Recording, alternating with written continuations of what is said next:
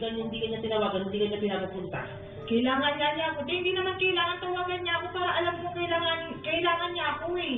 O wag kang hindi ka lalabas.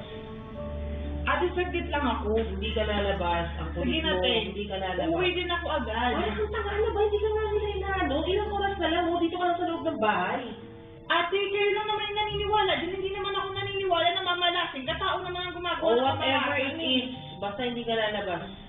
Kayo Tumigil na naman ako lumabas, te. Ako Umano pwede ka, naman ako hindi. lumabas. Tumigil ka. Sige, tumigil ka. Saglit lang ako, te. Hindi ka lalabas. Umakit ka Saglit doon. lang ako, te. Nag-book na ako ng Umalis ka. grab. Ano ba? Hindi kaya. Huwag kang sumunod ka sa akin. Huwag kang makulit. Nag-book na ako ng grab, Ano te. ba, Mikay? Sige na, te. Saglit nga lang. Kailangan nga ako ni Tony. Kaya buntis yung kapatid mo na I understand yung mga tao doon sa bahay na yun. Okay? Oo nga, te. Yung mga tao Huwag ka na nang kanya, nai-stress sa kanya. Dito lang ako. Dali na, te. Ang kulit naman ni ate. Aray, ano ba? Dali na, te. Mikay! Ate, ang kulit ni ate. Ano Mali. ba? Kailangan nga ako ni Tony, te. Sorry, te. Te. Sorry, te. Grabe, Mikay.